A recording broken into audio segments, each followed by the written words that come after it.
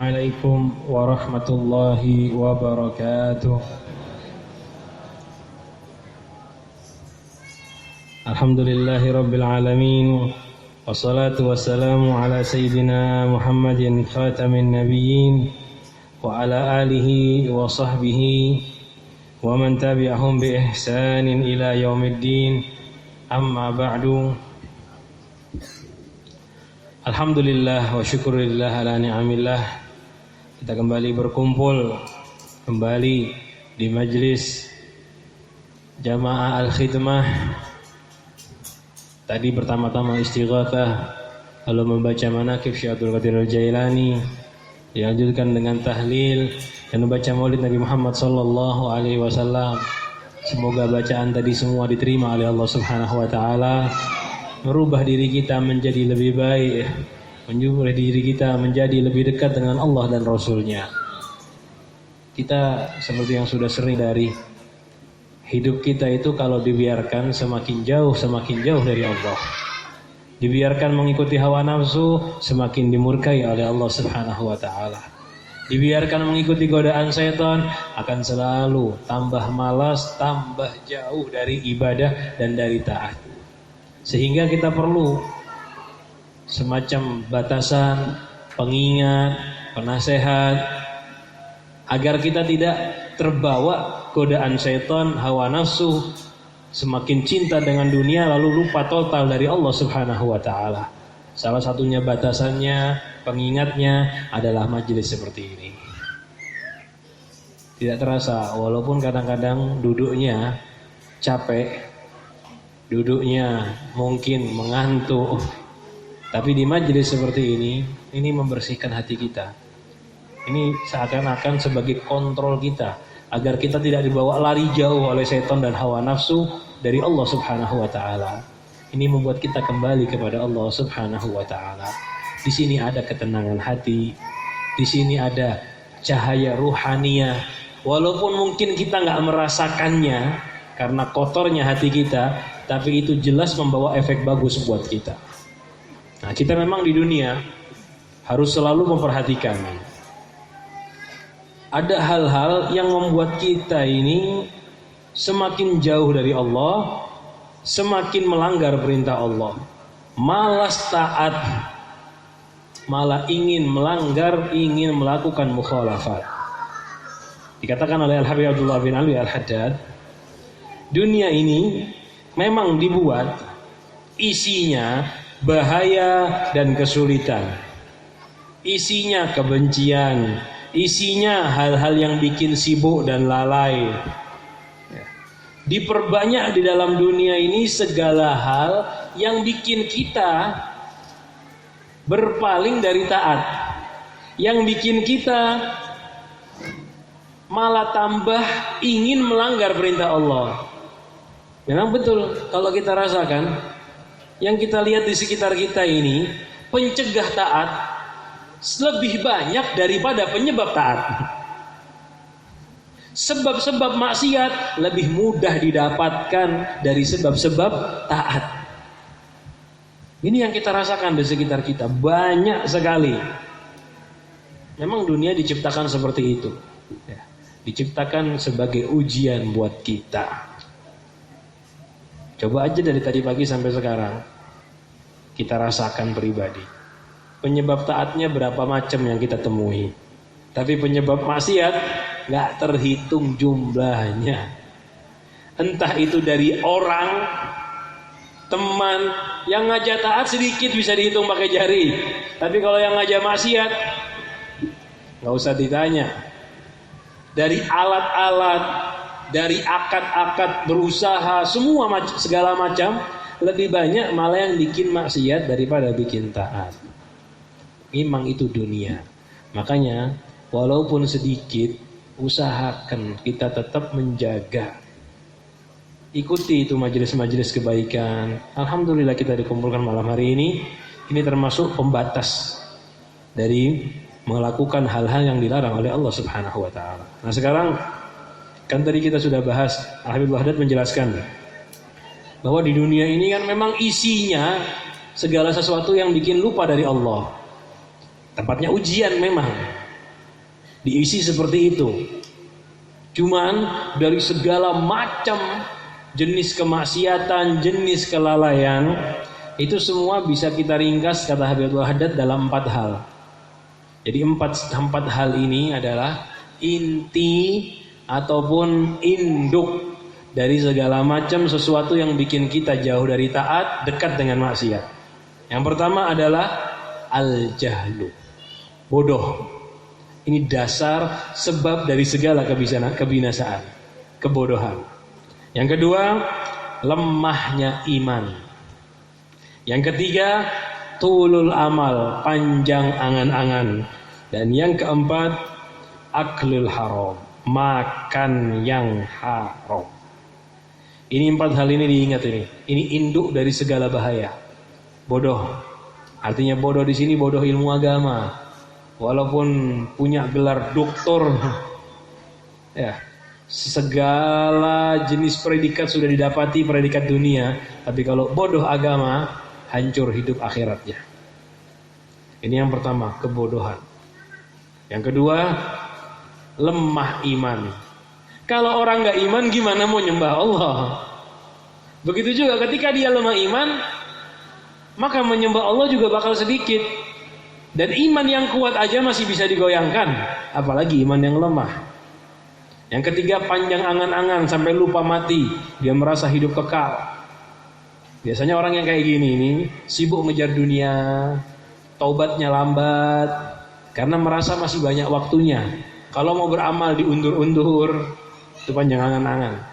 Dan yang terakhir, yang keempat, makan haram. Ini diingat 4 hal.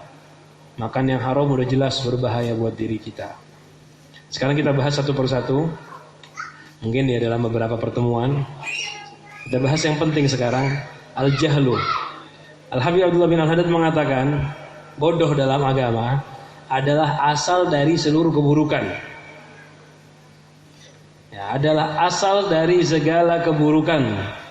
Wa mansya'u kulli dharar, dan tempat tumbuhnya segala bahaya.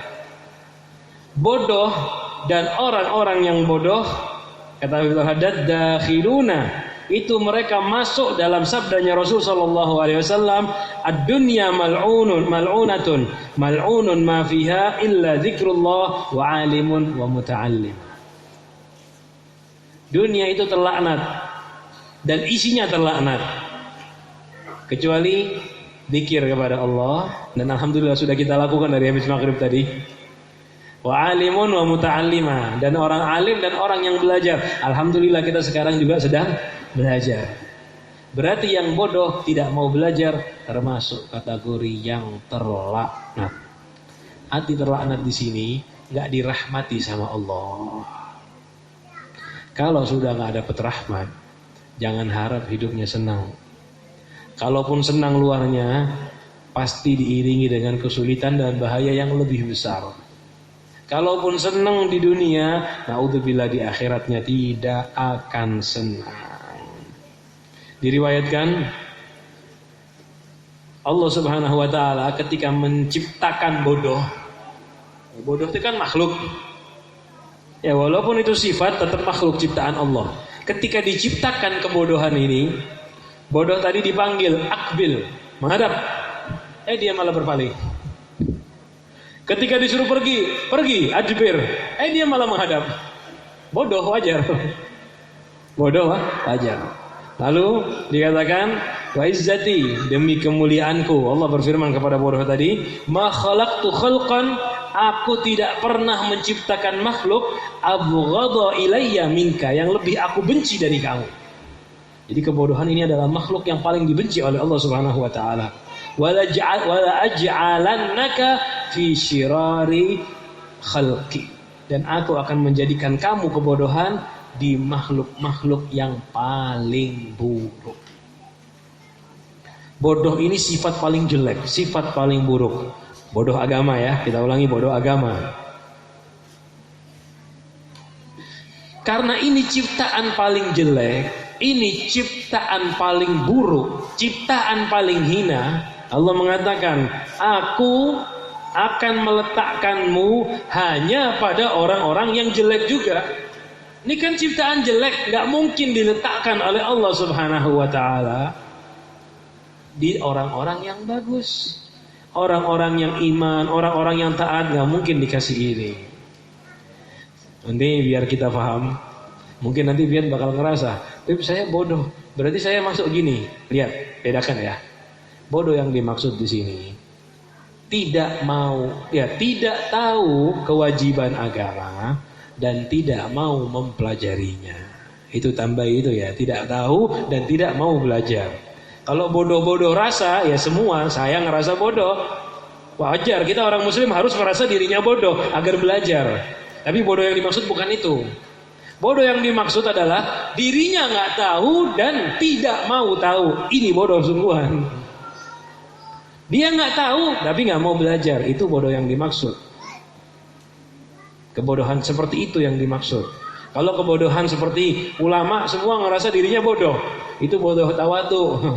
Dia sudah tahu hukum atau pian, sudah tahu yang wajib apa, yang haram apa, cukup. Walaupun mungkin bodoh pada permasalahan fikih tertentu, ya nggak semua kita fikih kita kepahami. Itu bodoh yang seperti itu nggak masalah. Yang penting kita tetap mau belajar.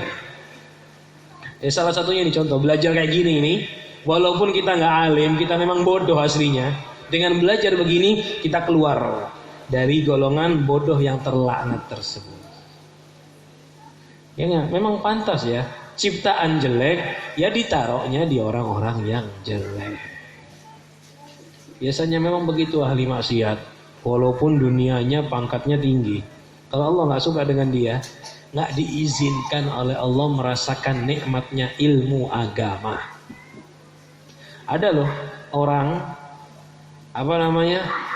cerdas, pintar, ahli bekerja, tapi kalau urusan agama nggak bisa paham. Banyak yang seperti ini. Kenapa? Karena tadi hatinya masih kotor. Jadi nggak akan dimasukkan kepada mereka ilmu agama. Memang perlu dipahami ya. Perlu dipahami. Kebodohan ini, kebodohan yang dimaksud bukan bukan daya pikir yang lemah, bukan, tapi ketidakmauan mempelajari agama.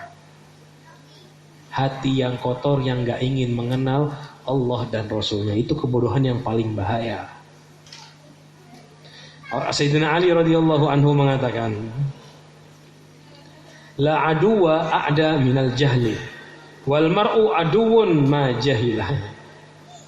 Tidak ada musuh yang lebih berbahaya dari kebodohan. Tidak ada musuh yang lebih berbahaya dari kebodohan. Dan setiap orang adalah musuh bagi hal yang dia tidak ketahui. Artinya kalau sampean nggak tahu sesuatu, itu sebetulnya musuhnya sampean. Nggak bisa sampean kerjakan. Kalau sampean kerjakan bahaya buat kita. Hal yang tidak kita ketahui kita kerjakan, bahaya. Nggak bisa nyetir mobil, langsung naik mobil. Hasilnya apa? Tabrakan sampean. Nggak bisa melakukan sesuatu sampean kerjakan, itu musuh sampean. Sampean bakal gagal, bukan dapat hasil malah tambah hancur. Memang begitu. Kebodohan ini, ya, yang benar-benar paling berbahaya buat kita. Kalau kebodohan jenis dunia menghancurkan dunia, kebodohan jenis akhirat menghancurkan akhirat. Ini contoh kayak tadi, sampean nggak bisa nyetir mobil, naik mobil, kecelakaan. Begitu juga kita nggak tahu cara nyembah Allah, nggak belajar cara nyembah Allah, akhirnya mengaku ibadah, padahal dia tidak ibadah, tapi dia malah dibenci oleh Allah Subhanahu wa Ta'ala. Nah, contohnya kan banyak, seperti contoh aliran-aliran sesat yang nggak mau sholat. Ini bodoh, ngomong nggak usah sholat, yang penting ingat. Kan ini kebodohan. Bukan berarti orangnya bodoh terus nggak bisa ngomong. Itu cerdas, itu bisa nipu orang kan? Orang nipu orang kan cerdas sebetulnya. Dia bisa mengajak orang, ayo nggak usah sholat, tapi itu sebuah kebodohan di dalam syariat. Sholat hukumnya wajib, caranya nyembah Allah harus sholat. Nah dia mengira saya cukup ingat kepada Allah masuk surga. Ini kebodohan. Urusan akhirat ini berbahaya. Dia ngira dia nyembah Allah, dia ngira dia taat, dia ngira bakal masuk surga. Kalau nggak dirubah seperti ini terus tidak taubat, naudzubillah, mati su'ul khotimah, kekal di neraka. Ingat ya, orang yang nggak percaya sholat wajib, hukumnya hukum murtad, di neraka tempatnya kekal. Hukumnya di neraka loh, yang seperti ini. Karena hukumnya hukum seperti orang kafir, yang nggak yakin, ya, yang nggak percaya sholat wajib. Bedakan, ada orang nggak sholat males, tapi percaya sholat wajib. Nah ini di neraka juga, tapi ada kemungkinan keluar. Ada kemungkinan keluar, ya nggak tahu berapa lama. Jangan dikira oh aman berarti ya saya bisa keluar dari neraka nggak sholat. Ya aman-aman bagaimana sampean? Di neraka, di dunia di penjara setahun aja pusing, kalau di neraka ribuan tahun. Tapi kalau masalahnya hati nggak percaya sholat wajib, kekal di neraka. Nah ini contoh kebodohan. Ada satu orang di Bani Israel, ada satu orang nyembah Allah, taat, ngaji, sholat, ibadah. Ngaji, sholat, ibadah macam-macam. Gak mau ketemu orang, menyendiri dia. Kholwat ibadah. Cuman satu, dia bodoh. Gak paham hukum agama. Pokoknya saya nyembah Allah aja sudah. Jadi tahu sedikit, tapi gak tahu banyak. Gak paham apa yang haram. Ini perlu diperhatikan. Sampean perlu tahu yang wajib apa dan tahu yang haram apa. Nah orang tadi ini cuma tahu sedikit yang wajib, sudah dia sholat, puasa, ibadah aja. Nggak tahu banyak hal yang haram. Sehingga diceritakan oleh Al-Habibul Haddad dalam kitabnya Risalah Mu'awanah. Namanya manusia kan punya syahwat. Ya kan punya syahwat. Laki-laki kan punya syahwat, berkeinginan dengan wanita. Dia ini karena bodohnya dia mikir, saya nggak mau nikah. Nikah habis waktu. Ada istri, pasti kerja, ngasih makan. Akhirnya dia beli hewan, berhubungan dengan hewan untuk memenuhi syahwatnya dia. Dia pikir kalau saya sama hewan kan gak buang-buang waktu, gak perlu tanggung jawab. Syahwat saya selesai, saya bisa taat lagi. Lihat, ini kebodohan yang berbahaya. Ini contoh ya, insya Allah di kita sudah gak ada yang seperti itu. Kita paham. Ini contoh, satu hal maksiat dia gak tahu. Itu bahaya. Ibadahnya dia bisa-bisa semuanya nggak diterima oleh Allah Subhanahu wa Ta'ala. Nah kita ada yang rajin majelis, tiap malam pengajian, sholat 5 waktu di masjid, masih mending ini bagus. Tapi dia nggak tahu kerjanya yang dilakukan sama dia hukumnya haram. Dia kerja riba, dia nggak paham ini hukumnya haram. Sepanjang hari dia ibadah. Ya dia ngira dirinya bagus, ke masjid 5 waktu, bayangkan. Majelis tiap hari, malah kalau bisa seminggu sekali khatam Al-Quran. Tapi makanannya haram. Satu hal kecil, tidak belajar.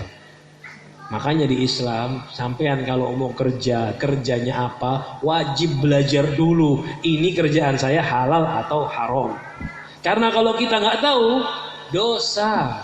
Nggak ada alasan, Beb, kan saya nggak paham. Kan kalau orang yang nggak tahu nggak apa-apa. Itu yang nggak tahu karena baru masuk Islam. Nggak tahu karena halnya baru dikerjakan. Perkara yang pelik, yang langka terjadi, udzur. Kalau kerjaan sampean kerjakan tiap hari, sampean nggak tahu, salahnya sampean kenapa nggak belajar. Ini contoh buat kita. Berapa kali loh kita ini ngomong maksiat, kita nggak tahu ini maksiat. Ada orang ghibah, dia nggak sadar ini yang dilakukan ghibah. Contoh, jaga mulut, saya nggak mau ngomong, nggak mau ghibah, tapi tangannya yang ghibah, jempolnya yang ghibah, kan banyak ini. Mulut nggak ghibah, jempolnya ghibah, sama aja. Jari ini salah satu dari 2 lisan. Kalau dia nggak tahu, dosa. Kalau dia nggak tahu, nggak mau belajar, dia dosa tanpa dia sadari. Berapa kali kita ngomong sesuatu yang haram, maksiat, kita nggak tahu. Tiap hari kita omongkan, naudzubillah, malah terjerumus dalam neraka Allah Subhanahu wa taala. Nah, ini di sini perlu kita perhatikan. Jadi bodoh itu sangat berbahaya. Ini hal pertama ya yang bikin manusia hancur dan celaka di dunia. Tidak kenal Allah, tidak tahu hukum Rasulullah sallallahu alaihi wasallam. Oleh karena itu kita perlu belajar syariat dengan ikhlas, mencari ilmu yang wajib, ilmu yang penting terlebih dahulu, diiringi dengan hati yang tidak sombong. Cari ilmu untuk mengamalkan, cari ilmu untuk menghapus dosa yang sudah kita kerjakan, memperbaiki diri dalam menyembah Allah Subhanahu wa taala. Nah, ini ilmu yang mulia. Nanti insya Allah di pertemuan akan datang kita akan bahas bahaya yang kedua. Ini 4 hal inti nih. Setiap orang muslim harus tahu ini ya. Bahaya pertama bodoh, panjang lebar penjelasannya kita ringkas tadi.